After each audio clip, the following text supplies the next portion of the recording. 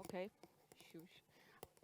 Yeah, very far. Okay. A very warm welcome to our last panel. My name is Kaja Sajovic. I'm a food, wine, and foreign affairs journalist and also a trained sommelier based in Slovenia. Now, for those of you who perhaps have been to Slovenia, you know we are a nation of wine lovers and wine growers. And for those of you who know me, you know I have a very close relationship with wine consumption. So naturally, I was the obvious pick to host this last evening panel on the future of beverage. It is a great honor to welcome here on stage from Copenhagen, the co-owner, wine director, and general manager of Geranium, #1 restaurant in the world and a holder of 3 Michelin stars, Soren Orbek Lidet. From London, Giorgio Bargiani, the assistant director of mixology at the world famous the Connaught bar, former world #1 bar and currently #8. And from Italy/New Zealand, Thomas Barker, a consultant for restaurants and beverage program, and also a former bar manager. Yes, and #1 drinker on the stage. Had to be #1 at something up here with these two guys, right? Okay, gentlemen, let's start with the topic, the future of beverage, which implies that this field has been changing. What kind of changes have you observed in the recent years? Perhaps, Soren, in the restaurant industry first?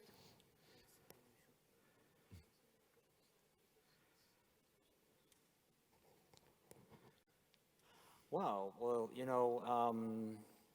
I think the beverage in restaurants doesn't always follow the trends in food, but I think we're getting to a point where we're going to see a lot of changes in beverage pairings and beverage in general in restaurants.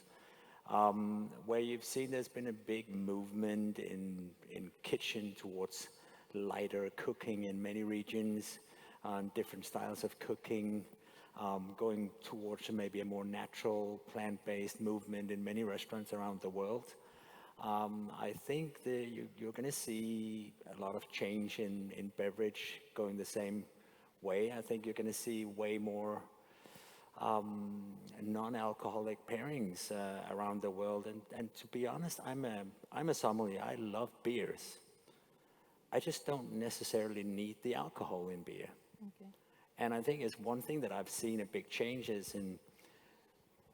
there is a lot of good non-alcoholic beers today. I hope they're going to do more about wine on that side, but I think we're going to see way more non-alcoholic pairings and people going out to eat, not necessarily drinking alcohol. And in the bar scene? From a cocktail perspective, for sure, non-alcoholic, echoing what Soren said, they're having a growing moment, but also low ABV cocktails. So for the one, they don't want to avoid the alcohol, but at the same time, they want to be mindful and aware of the alcohol consumption and their health. There is an extra, let's say, layer of style of drink that these days is doing well, luckily. But as Italian as well, I want to highlight also the many of sometimes forgotten, sometimes less popular products such as vermouth and bitter and amari are used, and they are again a good base to create low ABV cocktail. So yeah. So obviously the non-alcoholic pairing has seen like a huge boost in the recent years. From my personal experience, sometimes the non-alcoholic pairing can also be a bit tricky. It can veer towards the sweet side, it can be a bit too complex, it can overpower the dishes. What's your opinion on that? Maybe Thomas first. You want to ask me about non-alcoholic Okay, pairing? forget about it. Soren? No, I can actually. But what I was thinking a few years ago, maybe 10 or 15 years ago, non-alcoholic pairings were usually juice pairings, and that's what it was called. And people are steering away from that because I think of what you said. It's too sweet, they're too heavy. It's almost like having another meal with your meal, So, and I think people are starting to understand the needs of their diners, where low or almost no alcoholic beverages, like kombuchas and fermentations and things like that, can be a really grown-up way of adding to a meal without having alcohol involved. It's interesting that we're talking about the future of drink and it's all about no alcohol at the moment, and plant-based sustainability and things like that, which is interesting because I think that's not the only thing that's happening out there. There are lots of other ways that people are adapting to the market, especially trying to make things more profitable for not just buying off huge booze conglomerates and things like that, like constructing their own spirits, using kitchen waste to make tonics and sodas and cordials and things like that. I think there's other ways that we can build the new drink programs into restaurants, especially, and bars also, that takes in those kind of considerations, not just what people think is healthy, but also what is profitable for the business, which is really important. What's your take on the non-alcoholic pairing? Is there a tricky side to it, you know? Yeah, I think, you know what, I mean, we used to do that. We used to just take fruit juice and serve with a dish. And it wasn't until we started utilizing vegetables and herbs and tea that we could find true balance in the juice pairings instead of just serving something that was way too sweet.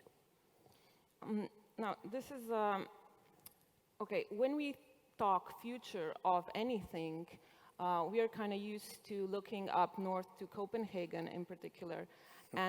But we also associate Copenhagen with, you know, fermentation, funky natural wines, the new Nordic trend. Now, maybe I'm wrong, but I always kind of felt the Geranium was not necessarily following that route. Was that like a conscious decision to sort of steer away a little bit from the new Nordic trend to differentiate yourself, or no?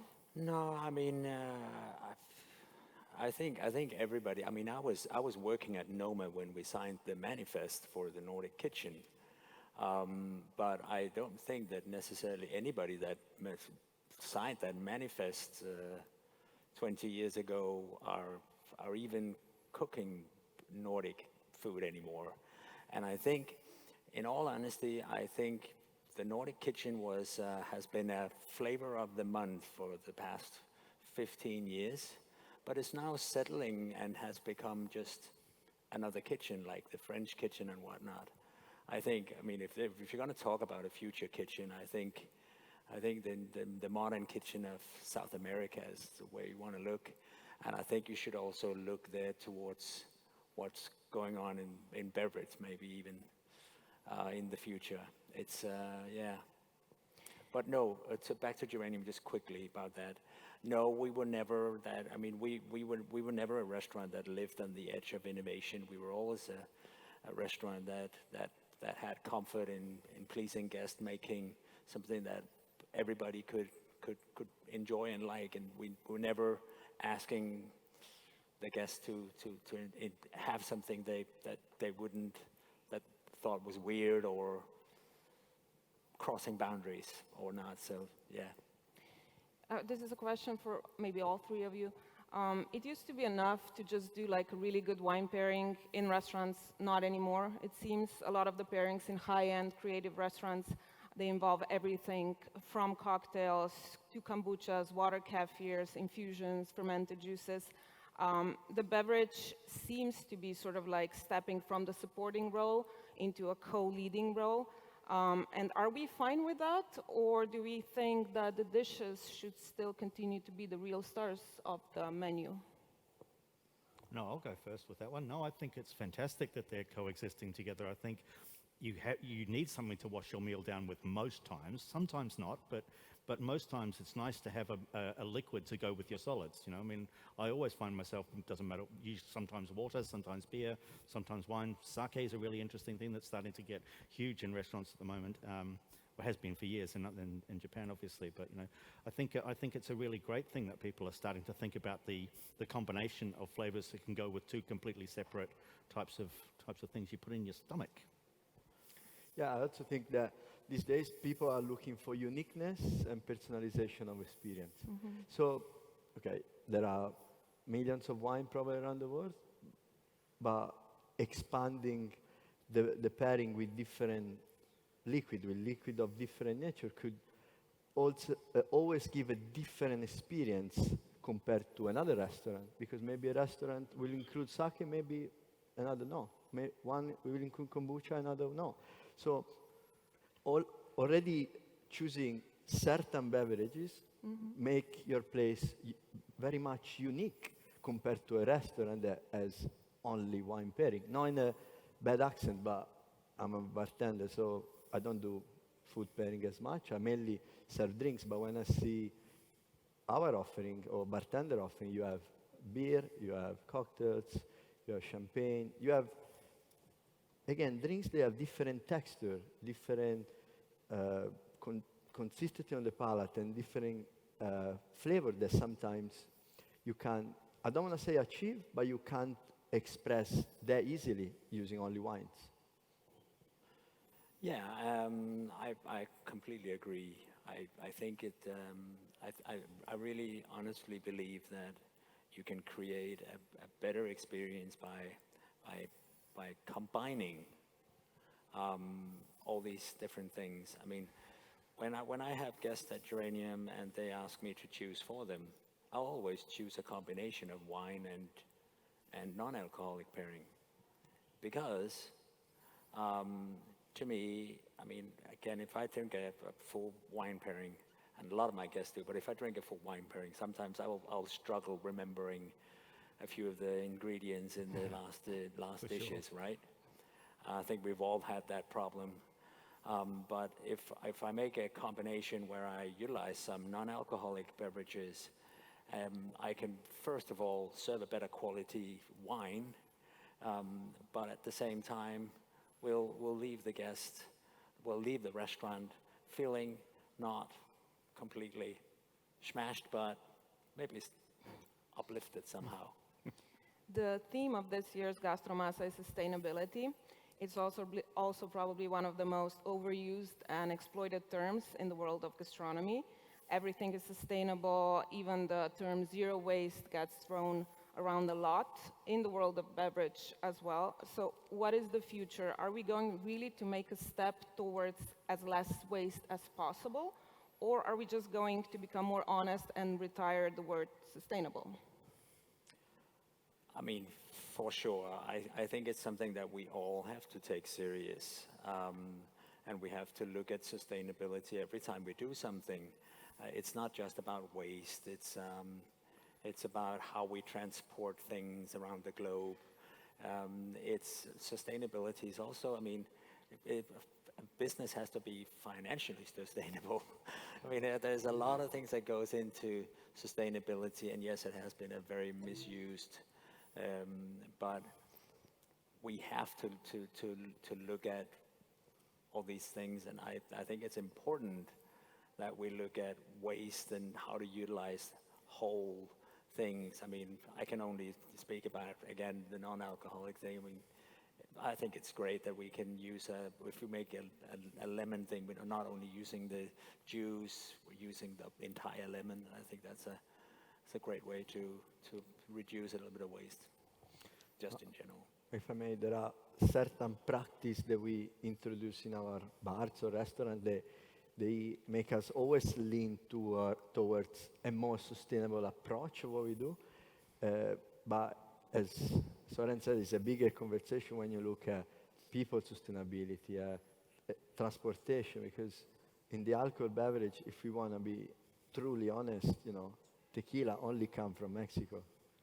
So there's no way you can do tequila in your garden, especially maybe in Copenhagen. Oh, yeah. So yes, it's important. There is a revolution, and all of us, we need to take ownership and rethink what we do in a better and more sustainable way. But you know, we won't be totally sustainable or totally zero waste next month or next year. It's a mentality that needs to be in all of us, and we need to be ambassador all the time. Yeah, no, I agree with that. I mean, it is a mentality. I mean, we don't need to retire the word. We just need to think about it every time we go into a certain practice. Like no one writes organic vegetables on the menu anymore because it goes without saying that it should be if you're at a restaurant at a certain level. I mean, that's just what you use. I think sustainability the word is going to become like that, where it just goes without saying. But as long as you're thinking about it while you're doing a certain practice, then that's all we can really hope for. Things are going to always get better. We're never going to be perfect. I mean, let's face facts with that. Nothing is ever going to be exactly the model that we need. But as long as we approach everything with that the front of your head, I think that's what we should hope for. That at least it's going to be better than it was. You know? As long as we can do better than we did yesterday, then that's good for me. Now, apart from the non-alcoholic pairings, another trend that's sort of been on the rise is I see the restaurants are really working on their cocktail lists as well, and nowadays you almost have to have like a house cocktail for aperitivo. But not every restaurant has a mixologist on hand. Do you believe a kitchen team, a creative part of the kitchen team, should in general have enough knowledge and just basic natural feeling to be able to produce some outstanding cocktails as well? That's a good question for a bartender. I mean, would you ask a chef to delegate some of his prep to a bartender? And actually, Ask. if you're going to say that, should a bartender be able to make a snack? Yeah. Yeah, I think cocktail is not just the liquid that goes into the glass. It's not a combination of grams of this and milliliter of that, and then you just, deliver. Because if you think that way, you're not making cocktail. You're just giving liquid to people they need to be hydrated. So cocktail is something experiential. So yeah, maybe the chef will be able to prepare a syrup or make an infusion, yes. But the delivery is a key part in cocktail making, in beverage. Otherwise, there's no point of having sommeliers and, again, bartenders. There will be like chef in a room and some runner going up and down. You need, bartending is very much related to the human factor as well as all the front of house stuff. I think there's no compromise on that, and correct me if I'm wrong. No, but I completely agree. I know a few chefs, though, that could benefit from a mixology course. Just learning to be precise with things and learning to find, because I think that's a hidden thing in cocktails, and it's something that I always admire when I have a great cocktail. It's like the balance of everything in that cocktail, the alcohol, the fruit, the bitterness, the sweetness, everything just comes together as something really great and unique. And yeah, some chefs could benefit from that. I'm sorry. Sorry. No, because also there is a storytelling element. Again, try to serve the most incredible dish, put it on the table and leave. You will lose a lot. Same, a liquid, you put it down and you leave. And nobody explain it, nobody, add this extra experience. Yeah, because with a cocktail, you're actually building ingredients into another thing. It's more like being a chef than a sommelier. A sommelier opens a bottle. They may know everything about that wine, where it comes from, the farmer's name, everything. But when you're constructing something from other parts and putting it together in front of someone, it's more a menu than more a recipe than a corkscrew. That's why it's also called a cocktail menu. Exactly. And not yes. a cocktail list. Yes. Well, Oh, I've wine heard list. cocktail list before too, actually. Soren, let's talk numbers a little bit. The menu at Geranium costs 500 euros. Wine pairing it goes from 268 to 2068 to 2083. And the juice pairing is 240 euros. Your wine cellar at Geranium is stocked with some pretty impressive big label wines. Yeah. Could Geranium be financially viable, #1 restaurant in the world, if guests were coming just for the menu and they wouldn't take the alcohol? No, because part of the beverage price is including that service that goes into the front of the house. Yeah. If people only came for the food, that would be a completely different price. So no, it wouldn't be sustainable at all. And the last question is a hypothetical situation. Let's say for the rest of your days, Giorgio, you were allowed to serve just one type of spirit, and you would have to use only that spirit. What would the future of the Connaught bar look like? I wish I could say tequila again. But probably we're moving into a direction where everyone should have, a local spirit, which I see probably to these days gin could be the most versatile, because could be personalized with what you have in your surroundings. When you look at, again, tequila, for instance, you need to have agave that need to travel to your place. So if you're looking at something that has less impact on the world, distill your own or rely on local distilleries that create the spirit according to what is available around you and according to, most important, what your guests like. So you create something that is made for your guests. And the Connaught bar is pretty well known for martini cocktails, so I own a lot myself to that cocktail that is mainly served with gin. So as much as gin is not the newest trend, but in that sense, I think it could be the most yeah, please. Soren, same question. If you could pick like one wine producer or maybe wine variety, what would you be serving at Geranium for the rest of your life, basically? You know what? This is the question I get from almost any journalist that talks to me about wine. And I mean, it's like asking me what is my favorite wine. It doesn't work like that. I don't have favorite wines. I have favorite moments where I've drunk wine, and 99 out of 100 is with my wife who's sitting over there. Because it's not what's in the glass that's relevant. It's not even what's on the plate that's relevant. What is relevant is with whom the people who are having the food and the wine, with whom they're enjoying it. It's the magic of that. I mean, you can go to the best cocktail bar in the world and have a cocktail by yourself, and it may not even be that great an experience, but you can take some vodka, pour some orange juice in it with your best friend at the beach, and you'll have maybe the best cocktail you've ever had. And so it's not about what what the last bottle of wine, or if I had to drink. If it was like that, I would choose to only drink wine with my wife for the rest of my life. If that's the question. Oh, that's nice. Thomas, smooth. would you choose to drink wine with your... No, I'm going to take another option. I'm going to choose to have a still, so I can use anything I want to put into it to make my own spirits. Because we're talking about having only one thing. Well, I want to use, like, for example, recently we've developed a program at a restaurant to use all the kitchen, or a lot of the kitchen waste, to distill spirits to make into cocktails, just to close the loop of that sustainable kitchen like that. But I think that was a really fantastic thing to do. So now we can make our own spirit and then make up a cocktail that goes along with whatever characteristic comes into that. So yeah, I'm going to go that way. Okay. So thank you very much to all of you and to all of you. So you can now enjoy yourselves. Grazie. Thank you. It was a pleasure. Right. Now let's go get a glass of wine.